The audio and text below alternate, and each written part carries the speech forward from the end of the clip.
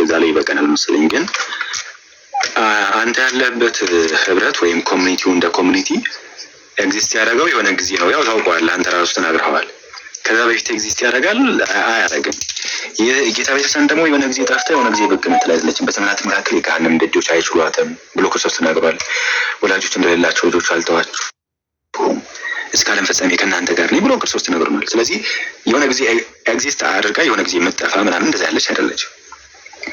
ኤግዚስታንሷ ከክርስቶስ መስረታ ጊዜ ጀምሮ እስካሁን ድረስ ያለ ጌታ እስኪመጣም ደግሞ የምትኖር ነው። ዘንድ ደግሞ ጌታ ሲመጣ ደግሞ ኑ የአባቴ ብሩካን ብሎ ወደ መንግስቱ የሚያፈልሳት ነው ቤተክርስቲያን። አይዘይ እንደ ቤተክርስቲያን ይህን ሀሳብ ከያዝ ነው ኤፍሬም ልክ አንተ ምንድነው ይህን መስፈርት የመጽሐፍ ቅዱስን መስፈርት ያዘውና ወይም ለማስቀደሙ በነበረው ውሳቤ ይህን መስፈርት ያዘውና ያንተም ቸርችም ሌሎችንም ቸርቾች መዝናቸው ተፈርሷል።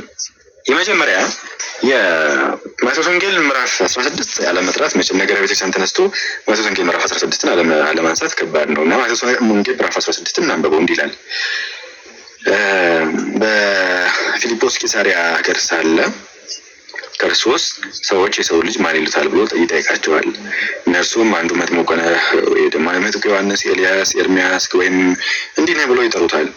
እናንተስ ማን ትሉኛላችሁ ብሎ ክርስቶስ ኢየሱስ ይጠይቃቸዋል ደቀ መዛሙርቱን። ስምዖን ጴጥሮስም መልሶ አንተ ክርስቶስ የሕያው እግዚአብሔር ልጅ ነህ አለ።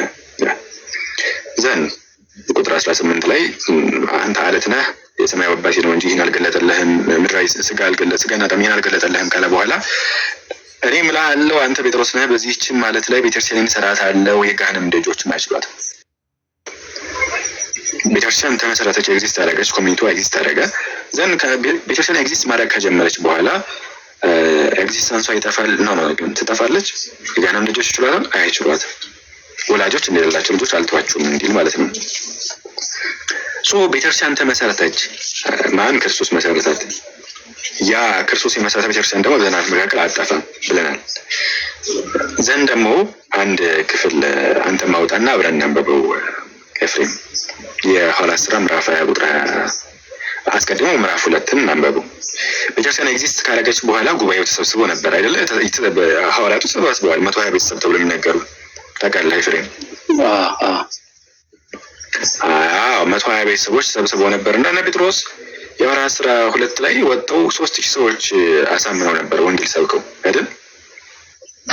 እውነት። እና ጴጥሮስ ንስሐ ግቡ ኃጢአታችሁ የሚሰረይ ዘንድ እያንዳንዳችሁ በኢየሱስ ክርስቶስም ተጠመቁ ምናምን ይላቸውና እነዚህ ሰዎች ምን ሆኑ? አዲስ ኮሚኒቲ ክሬት ተደረገላቸው? የሆነ አዲስ ነገር ክሬት ተደረገላቸው? አይደለም። እነዛ ሰዎች ምንድን ነው የሆኑት ኤፍሬም? አልገባኝም። ኦኬ ክርስቲያን ሆኑ እንደዛ ነገር ቤተክርስቲያንን መሰረቱ ነው። የሐዋርያት ሥራ ምዕራፍ 2 ቁጥር 41 ላይ ቃሉንም የተቀበሉ ተጠመቁ፣ በዚያን ቀን 3000 የሚያህል ነፍስ ተጨመሩ ይላል። ወዴት ነው የተጨመሩ እነዚህ ሰዎች? ወደ ቤተክርስቲያን ስለዚህ ወደ ህብረት ይጨምራሉ ሰዎች። ወደ ህብረት ወደ ጌታ ቤተክርስቲያን ወደ ጌታ የመሰረተ ቤተክርስቲያን አለች። ወደዛች ሰዎች ሁሉ ሊጨምሩ ይገባል ነው። እቺን ሐሳብ ያዛትና ከዛ ይህ የታሪኩን ጉዳይ እንድታጠናው እንድታስተውለው ምናምን የሐዋርያት ሥራ ምዕራፍ 20 ላይ እንሂድ። የሐዋርያት ሥራ ምዕራፍ 20 ቁጥር 28 ላይ አብረህን ተከተለኝ። አብረህ ማለት ነው። ለምሳሌ በቤተክርስቲያን ጳጳሳት ምናምን አሉ ታውቃለህ? በእኛ ቤተክርስቲያን ከየት የመጡ ይመስላል? ከየት የመጡ አልገባኝም። ጳጳስ ሹመት ነገር ላይ ዲፔንድ ሆነ ነው? ሹመት ላይ ነው ወይስ? አይ ምንድነው ጵጵስና የሚለው ሀሳብ ራሱ ከየት ነው የመጣ ይመስላል? ብዙ ጊዜ ሲያስተምሩ እዚህ ስለመከታተል አይ ቲንክ ይሄ ምንድነው ቅብብሎሽ እንደዛ ነገር የሚባል የሐዋርያት ቅብብሎሽ ሰክሴሽን የሚባል አፖስቶሊክ ሰክሴሽን። የሐዋርያት ሥራ ምዕራፍ 20 ቁጥር 28 ላይ እንዲህ ይላል። በገዛ ደሙ የዋጃትን የእግዚአብሔርን ቤተክርስቲያን ትጠብቋት ዘንድ መንፈስ ቅዱስ እናንተን ጳጳሳት አድርጎ ለሸመባት ለመንጋው ሁሉና ለራሳችሁ ተጠንቀቁ ይላል። ክርስቶስ የመሰረተ ቤተክርስቲያን አለች። ያችን ቤተክርስቲያን ደግሞ ይጠብቁ ዘንድ የተሾሙ ምኖች አሉ ይላል፣ ጳጳሳት አሉ ይላል አይደል? አሁን እንዴት መሰለህ? አንደኛው ሐሳብ ስናወራ ስንማማር ማለት ነው ሀሳባችን ምን ነበረ? ክርስቶስ የመሰረታት ቤተክርስቲያን አለች። ያቺ ቤተክርስቲያን በዘመናት ሁሉ ውስጥ ማጠፋ ናት ብለን ያዝነው። ዘን ማጠፋነቷን ፕሩቭ የምናደርገው በምን መንገድ ነው? በዘመናት ሁሉ ውስጥ ኤግዚስት እንዳደረገች ስናሳይ ነው አይደለ? አይጠፋም ብለን ስንናገር ይህንን ጠርጡለስ የሚባል ሊቅ አለ። እንደ ሊቅ ነው የምናየው በቤተክርስቲያናችን እና እንዲህ ብሎ ይናገራል። ከዚህ ጋር በተገናኘ ፕሪስክሪፕሽን አገንስት ሄረሲስ የተባለ ጽሑፍ አለው ቻፕተር 32 ላይ እዛ ይህን የምጠቅስልህ የዛሬ 1600-700 ዓመት በፊት የነበረ ነው። ቤተክርስቲያን አንድ በነበረች ጊዜ የነበረ ሰው ነው ይህ ሰው። እና ቤተክርስቲያን ምንድነው ሰሞኑን እኔ የጌታ ቤተክርስቲያን ውስጥ ነኝ ያለሁኝ ብሎ ክል የሚያደርግ ከሆነ እና እዛን ኤቪደንስ ማስረጃ ያምጣ፣ ኤቪደንስ ያምጣ ያቅርብ ብሎ ይናገራል። ምን አይነት ኤቪደንስ? ከመጀመሪያው ጀምሮ በየጊዜው ያሉትን እረኞች ኮሚኒቲው አለ ለማለት እረኞችን ማሳየት አለበት ነው። የሚጠበቁ በጎች አሉ፣ ቤተክርስቲያኒቱ ህብረቱ አለ ለማለት ጠባቂዎችን የጠባቂዎችን ስም ዝርዝር አንዱ ሲተካ አይደለም ሄደው የእነሱን ስም ዝርዝር ማምጣት አለበት ይላል። ወይም አፖስቶሊክ ሰክሴሽን የሚለው ማለት ነው። ይህ ማለት ምን ማለት ነው? ለምሳሌ እኔ መልካም እረኛ እኔ ነኝ ብሏል ጌታ ኢየሱስ። አብ እንደላከኝ እኔም ልካችኋለሁ ብሎ ልኳቸዋል። ደቀ መዛሙርቱ እረኛ ናቸው፣ ጠባቂ ናቸው ኮሚኒቲው። ከደቀ መዛሙርቱ ቀጥሎ የደቀ መዛሙርቱ ተማሪዎች አሉ። ለምሳሌ ቅድም የጠቀስኩልህ ኢግናቲዮስ ኦፍ አንቲዮክ፣ እነ ፖሊካርፐስ፣ እነ ጀስቲን ማርቲር፣ ሌሎችም አባቶች መጥቀስ እንችላለን። የቀደሙ እረኞች ማለት ነው። እነ ጢሞቴዎስ፣ እነ ሲላስ ምናምን ያሉ አባቶቻችን። ስለዚህ የመጀመሪያው ክፍለ ዘመን ቤተክርስቲያን ነበረች፣ ቤተክርስቲያን ነበረች ማስረጃ። በዛን ጊዜ እረኛ የነበረው ወኪል ነበረ። ከዛ እረኛው ደግሞ ወኪል ነው፣ ከዛ እረኛው ወኪል ነው እየተባለ ይጠራል። አሁን ይሄ አፖስቶሊክ ሰክሴሽን የምንለው አንተም እንዲገባ ነገም እንድታጠናው ማለት ነው። ኤፍሬም በቅና ልብ ሆኜ ነው የምናገረው፣ ያው እግዚአብሔር በሚያውቀው። አፖስቶሊክ ሰክሴሽን የምንለው ይሄን ነው። ሰዎች ቤተክርስቲያን ያሉበት ህብረት የጌታ ቤተክርስቲያን መሆኗን የሚያረጋግጡበት ፈርስት ዋን አፖስቶሊክ ሰክሴሽን ወይም ሐዋርያዊ ቅብብሎች የሚለው ነው። ስለዚህ በዚህ መስፈርት ደግሞ ስትነዝናት ለምሳሌ የምትጠይቀኝ አመጣለሁ። ይህን ጥያቄ መጠየቅ ትችላለህ ወይ ደግሞ ከፈለክ ማለት ነው። የኔ ቤተክርስቲያን በዘመናት ሁሉ ውስጥ አለች፣ ከመጀመሪያው ክፍለ ዘመን ጀምሮ እስካሁን ድረስ አለች። ለዛም ማስረጃ ምንድነው? እረኞች ቤተክርስቲያን ቤተክርስቲያኖች አሉ። ኦኬ፣ እዚህ ላይ የሆነ ጥያቄ ልጠይቅ። አሁን ከመጀመሪያው ጀምሮ ነበረች አልከኝ። አይ ቲንክ ኦርቶዶክስ ቤተክርስቲያንን ይመስለኛል የእናንተን። አሁን በጣም ኦልሞስት ወደ 2000 ዓመት ሆኖናል። ያ ሁሉ ብዙ ክፍፍሎች አሉ። ስለዚህ አሁን ኦሪየንታል የሚባል አለ፣ ምን የሚባል ምንድን ነው? በእነዚህ ቤት ካቶሊክ ተነስተዋል፣ ፕሮቴስታንት ተነስተዋል፣ ሌሎችም አሁን ጆባ የሚባሉ አድቬንቲስት የሚባሉ አሉ። አሁን የእናንተ መሆኑ ይሄ ትክክለኛ ቅብብሎሽ የእናንተ መሆኑ በምንድን ነው ክሌም አድርገህ ይሄን እንትን ልትል የቻልከው? ኦኬ፣ የቀናውን ሃይማኖት የያዙት አንደኛ በቅድስና ህይወት የሚመላለሱ የነበሩ፣ ሁለተኛ ትክክለኛውን ሲመት የተቀበሉ፣ ሶስተኛ አፖስቶሊክ ሰክሴሽናቸውን በዚህ ይከተል ባይዘይ አፖስቶሊክ ሰክሴሽናቸውን የጠበቁ እንደሆኑ ማስረጃ ማቅረብ ስለሚችል አንተን ለምሳሌ እንዲህ ብዬ በጠይቀህ ትመልስልኛለህ፣ ዘላለም ትጠይቀኛለህ። ታሪኮች ላይ ብዙ ጭቅጭቅ ያስነሳል። አሁን መሰለህ አንተ የምታነሳውን ታሪክ ሌላ ሰው ላይ ይቀበል ይችላል። መጽሐፎችን ልታነሳልህ ትችላለህ፣ ችግር የለውም። ግን ሌላው ቤተ እምነት ደግሞ ተነስቶ ካቶሊክ ላትቀበል ትችላለች። ማትቀበል አሁን ካቶሊክ ከሆን ከአንተ ጋር እንቀጥላለን። ከምን አንጻር እነሱ ስህተት እንደሆኑ ፕሮቭ ማድረግ ስለሚችል በአፖስቶሊክ ሰክሴሽንም በቲቺንግም ማሳየት ትችላለህ። አንተ ግን ፕሮቴስታንት ነህ። ከፕሮቴስታንት አንጻር ፕሮቴስታንቲዝም የመጣው 16ኛ ክፍለ ዘመን ነው። የኔ ቤተክርስቲያን ግን ከመጀመሪያው ጀምሮ እስካሁን ድረስ አለች። ይኸው ክሌም እያደረኩ ነው ባይዘው ያለው ማስረጃ ብለህ ብትጠይቀኝ እመጣለሁ። አንተ ግን ለምሳሌ ከህይወት ብርሃን አንጻርም ብጠይቀህ ከፕሮቴስታንቲዝም አንጻር ብጠይቀህ ኮሚኒቲው እንደ ኮሚኒቲ እንደነበረ ምንም አይነት ማስረጃ የለም። በአንተ በኩል እኔን ጠይቀኝ ለምሳሌ። ኦኬ፣ ምን አምናለሁ መሰለህ? አይ ምን መሰለህ በእድሜ አላምንም። እኔ በብዙ በቆየ አላምንም። አሁን ለምሳሌ 2000 ዓመት ቆይቻለሁ 2000 ዓመት ህብረት ነበረኝ ብለህ የተሳሳተ ትምህርት ልትይዝ ትችላለህ። ስለዚህ ይሄ ቅብብሎች የሚባለው ነገር ከትምህርት ጋር ካልሆነ በስተቀር ምን ያደርግልኛል? 2000 ዓመት እድሜ ያለኝ ብለህ ትምህርቱ የተሳሳተ ከሆነ እኮ ምንም ጥቅም የለውም። በእድሜማ ካቶሊክም እኮ ምንም ሁለቱ ናቸው መስፈርቶች እየተመጋገቡ የሚሄዱ መስፈርቶች ሁለቱ ናቸው። አፖስቶሊክ ሰክሴሽን እና አፖስቶሊክ ቲቺንግ ሁለቱ ናቸው። ቲቺንጉ ላይ እንመጣለን። ሰክሴሽኑ ላይ ግን እንጨርስና ወደ ቲቺንጉ እንመጣለን። ችግር የለውም፣ አሳያለሁ። ያንን ራሱ አንተ ራሱ ኮንፈርም ማድረግ ስለምትችል አሁን ሰክሴሽኑ ላይ እዛ ላይ ቁመን ማለት ነው። የፈለከውን ክፍለ ዘመን ጠይቀኝ። ያንተ ቤተሰብ በዚህ ክፍለ ዘመን አለች ብለህ የፈለከውን ክፍለ ዘመን ከመጀመሪያው ክፍለ ዘመን ጀምሮ ጠይቀኝ። ኦኬ፣ ያንተን ቤተክርስቲያን ኦኬ፣ አይ ችግር የለውም እሱ። እኔ እኮ አሁንም እኮ የለህም እያልኩ አይደለም። እኔ ፎከስ ማድረገው ትምህርቱ ላይ ነው እያልኩ ያለሁት። የለህም ሳይሆን ህብረቱ የለህም ሳይሆን እኔ ትክክለኛ ትምህርቱ ላይ ነው ትኩረት ማድረገው ብዬ ነው የማስበው። ቴንክ ዩ። እሺ አንተስ አለ? እኔ ነገርኩህ። ለምሳሌ እኔ ያለሁት እንደ ትምህርት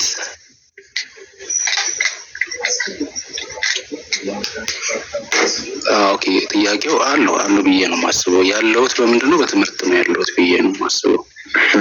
ያም ትምህርት ደግሞ እንጂ ኮሚኒቲው ኤግዚስት ያደርጋል ማለት ነው። ኮሚኒቲው ኤግዚስት ያደርጋል እንጂ ኦኬ፣ ካረገ ኮሚኒቲው እንደ ኮሚኒቲ ምናምናለው መሰለህ።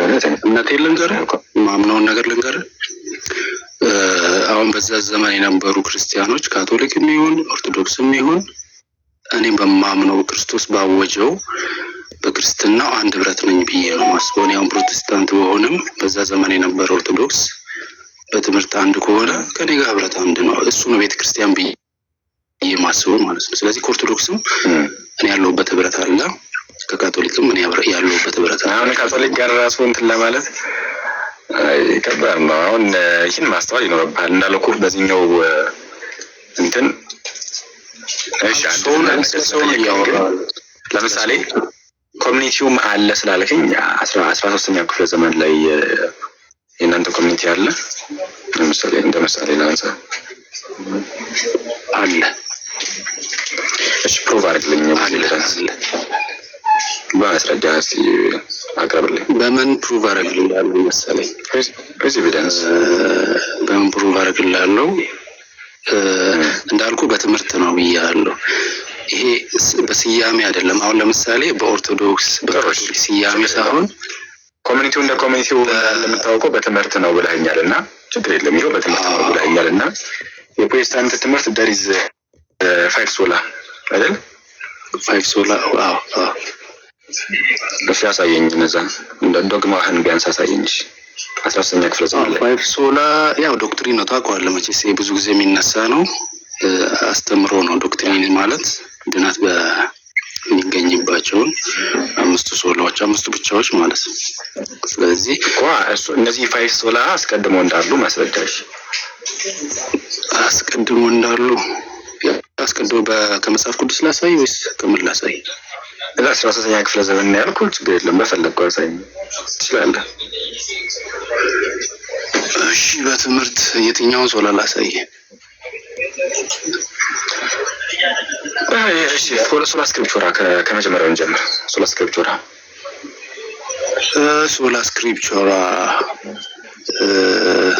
እሺ መጽሐፍ ቅዱስ ብቻ።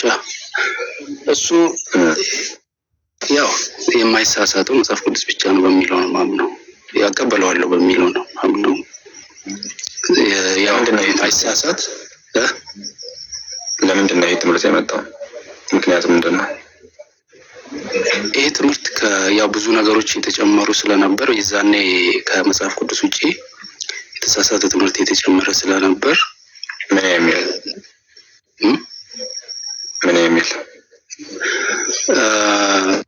ምን የሚል ያው ከመጽሐፍ ቅዱስ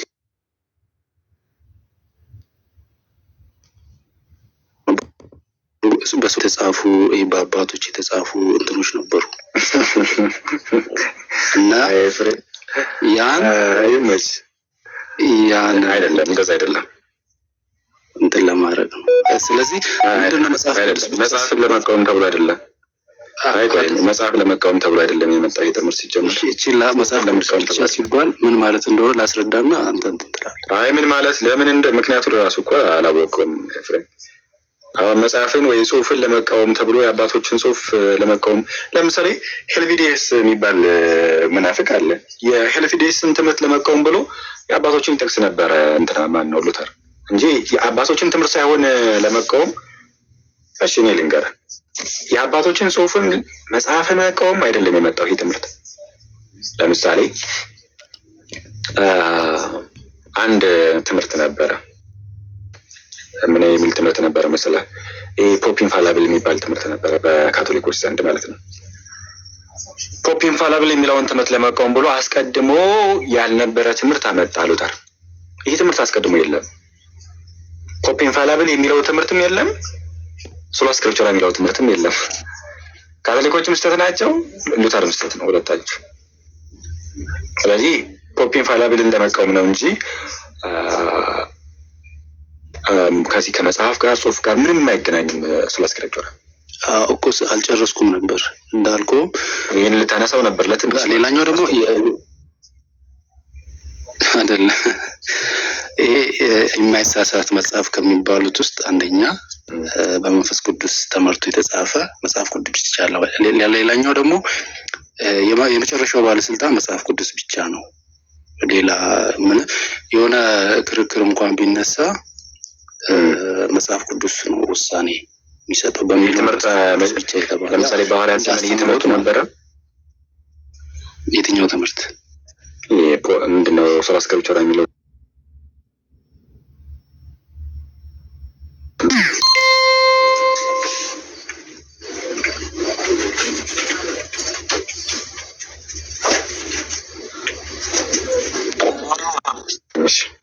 አዳምጠኝ።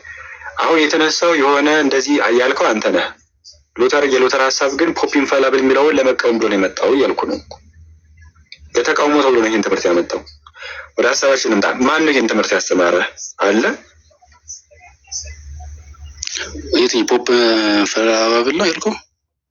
እሱም ቢሆን ልክ እኮ ነው። አሁን እንትና ለመቃወም እንደዛ ቢል ምን ጳጳስ አይሳሳትም ነው አይደል? እሱ ለመቃወም በሚል ነው ያመጣው ነው።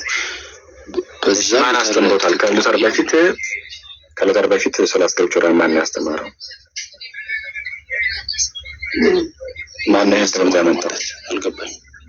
ይህን ትምህርት ማን አስተምሮት ያውቃል?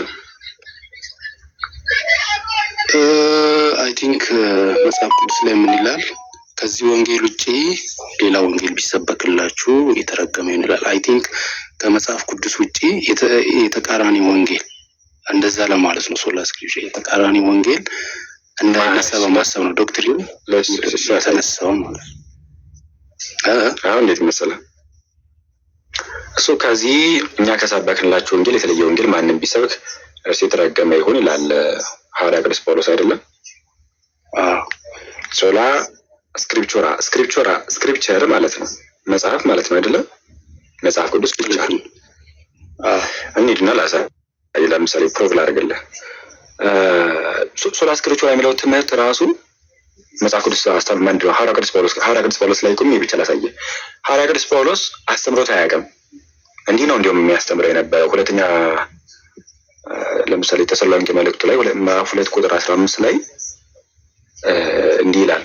እንደሚፈትና ላንብብልህ። ምን አልከኝ? ክፍሉን ነገረኝ። ሁለተኛ ተሰሎንቄ ምዕራፍ 2 ቁጥር 15 ተሰሎንቄ ምዕራፍ 2 ቁጥር 15 እሺ እንዲህ ይላል። እንግዲያስ ወንድሞች ሆይ ጸንታችሁ ቁሙ፣ በቃላችንም ቢሆን ወይንም በመልእክታችን የተመራችሁትን ትውፊት ወይም ወግ ያዙ ይላል። የቃልንም የመልእክትንም ትምህርት ያዙ ይላል ሐዋርያ ቅዱስ ጳውሎስ። አንደኛ ቆሮንቶስ ምዕራፍ 11 ላይም ደግሞ ይህን ነገር ያስቀምጠዋል። ትውፊትን ስለያዛችሁ ፈጽማችሁ ስለያዛችሁ አመሰግናችኋለሁ እያለ እንዲሁም ምስጋናም ያቀርብላቸዋል።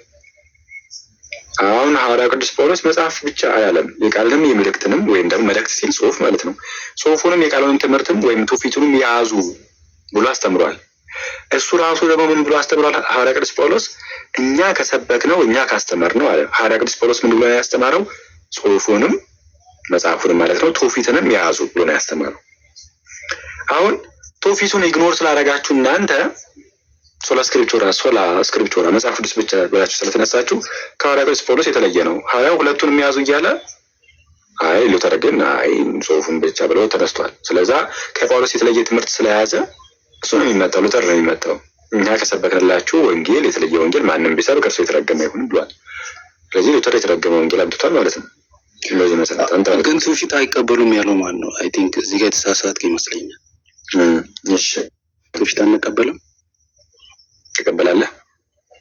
አዎ ግን ምንድነው መጽሐፍ ቅዱስ ብቻ ሲባል መጽሐፍ ቅዱስ ብቻ ሲባል የትኛውን ትውፊት ትቀበላለህ? የትኛውን ትውፊት ለምሳሌ ተቀበሉ? ትውፊት አሁን ምን መሰለህ ትውፊቶች መቀበሉ ትውፊት ከመጽሐፍ ቅዱስ ጋር ማይጋጭ ከሆነ እቀበላቸዋለሁ። ለዛ ነው አይ ለምሳሌ እቀበላለሁ ካልካቸው ከምትቀበላቸው አንድ ትውፊት ንገረኝ እስቲ። አንድ ትውፊት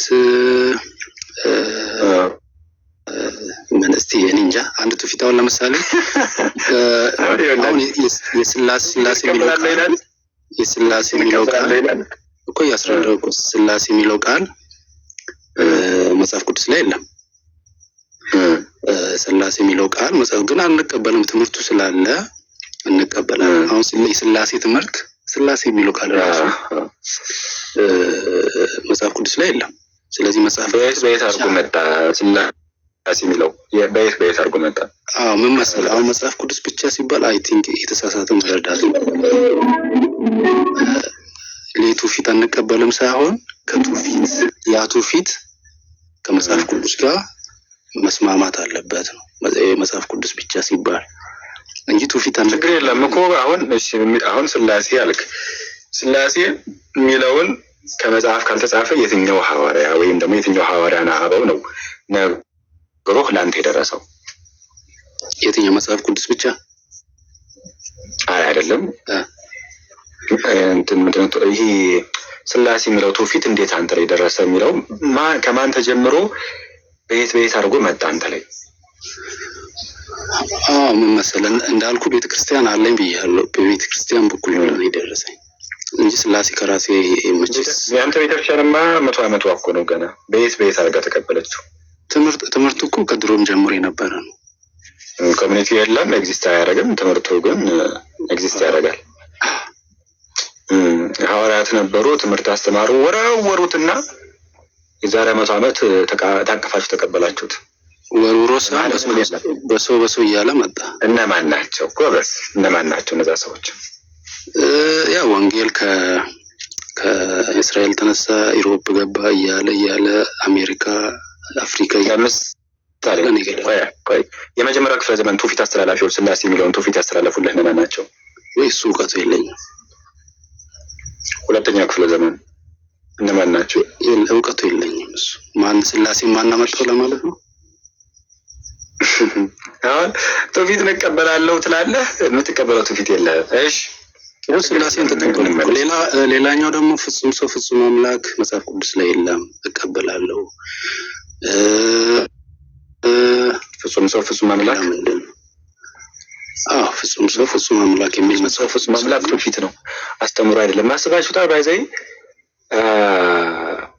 ምስጢረ ስላሴን ትውፊት ነው እንጂ ዶክትሪን አይደለም፣ አስተምሮ አይደለም። ሐዋርያትም ነቢያትም አላስተማሩትም አይነት ወይም በጽሁፋቸው አላካተቱም አይነት ትምህርት ምስጢረ ስጋዬን ወይም ደግሞ የክርስቶስ አምላክ ምንድነው ፍጹም ሰውነት ወይም አምላክነት ትምህርት ትውፊት ነው፣ በቅብብሎሽ የመጣ ነው እንጂ ጽሁፍ ላይ ወይም መጽሐፍ ላይ ይሄ በጣም አደገኛ ነው። እንደዛ አታጣማ። እኔ እንደዛ አላልኩም እኮ። እንደዛ ሳይሆን ያልኩት ቃሉን ነው እያልኩ ያለሁት። አሁን ስላሴ የሚል መጽሐፍ ቅዱስ ብቻ የሚለውን ትርጉም ከወሰድክ ከመጽሐፍ ቅዱስ ውጭ ያለውን ነገር አትቀበልም እያላችሁ ነው። ግን እኔ ይሄው ስላሴ የሚለውን ቃል የተቀበልኩ ነው እያልኩ ያለሁት። ስላሴ ትምህርቱ የለም እያልኩ አይደለም፣ ግን ቃላቶች ራሱ እየተቀበልኩ ነው እያልኩ ያለሁት እንጂ ትምህርቱ የለምማ አላልኩም። እንዴት እንደዛ አላለሁ? ፍጹም ሰው ፍጹም አምላክ የሚል የለም አሁን መጽሐፍ ቅዱስ ላይ ቃል በቃል የተጻፈ የለም።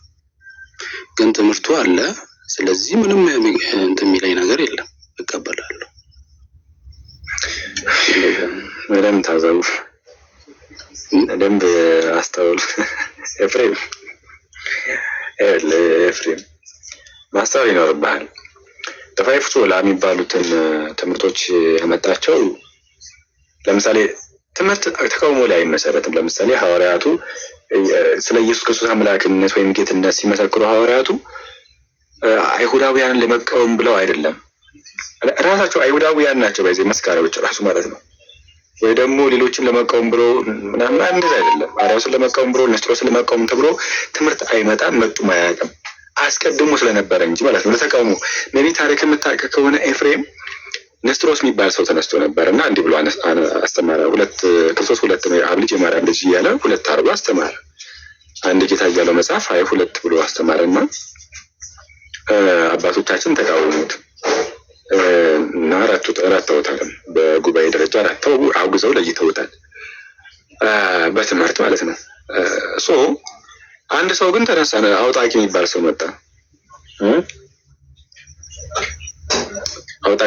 መጣ። ያ አውጣቂ የሚባል ሰው ንስጥሮስን ለመቃወም ብሎ አዲስ ትምህርት አመጣ። ይሄ ምንድን ነው? ይሄ ከሆነ ነገር ወደ ሆነ ነገር ውላጤ ነው ወይም መዋዋጥ አለ አይነት ነገርን አስተማረ። ማን? አውጣቂ የተባለ ሰው ማለት ነው። አውጣቂ የተባለ ሰው። ስለዚህ ሱት የሆነ ትምህርት ሰማይን ለመቃወም ብሎ ፖፕ ኢንፋላብል የሚለውን ትምህርት ካቶሊክን ለመቃወም ተብሎ ምን የሚል ትምህርት መጣ? ሶላ ስክሪፕቹራ የሚል ትምህርት መጣ። ሶላ ፊዴ ዝም ብሎ ሲያንሰላስል ሊደብር ይችላል ቃሉ ቦታው ምናምን ልተው። የሆነ ቦታ ቁጭ ብሎ ሲያንሰላስል ሶላ ስክሪፕቹራ የሚለው በቃ ቦግ አለለት አእምሮ ላይ ዘና መጣው ትምህርቱን። ይሄ ደግሞ አትሸወዱ፣ መሸወድ አይኖርባቸውም። ማስተዋል ነው ያለባችሁ። እሺ ሶላ ስክሪፕቹራ የሚለው ትምህርት ሐዋርያቱ አያውቁትም። ሐዋርያቱ የቃልንም የመልእክትንም ትምህርት የያዙ ነው እንጂ ሶላ ስክሪፕቹራ የሚል መጽሐፍ ቅዱስ ብቻ የሚል ትምህርት የለም። መጽሐፍ ቅዱስ ብቻ ነው። ግን ተርሚኖሎጂውን እናንተ እንዲመቻችሁ አድርጋችሁ አሁን ያላችሁ ሰዎች እንዲመቻችሁ፣ አንዳንዱ እንደውም ማጆሪቲው እንደዚህ ነው፣ ሶሎ ስክሪፕቹራ ነው የሚያምኑት ማለት ነው።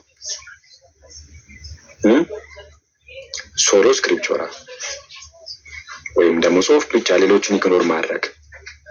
ሌሎችን ትውፊት አልቀበልም። የትኛው የምትቀበለው ትውፊት መጽሐፍ አለ? ለምሳሌ ከአባቶች ከመጀመሪያው ክፍለ ዘመን ካሉ አባቶች የትኛው የትውፊት መጽሐፍ ትቀበላለህ? ሁለተኛ ክፍለ ዘመን፣ ሶስተኛ የለም፣ አይታወቅም። ይሄ በጣም አደገኛ ነው። እሺ እምነት ብቻ የሚለው ትምህርት ኤፍሬም ማን ያስተማረው? እምነት ብቻ የሚለውን ትምህርት እቀበላለሁ። እሱ ነው። ማን ያስተማረው?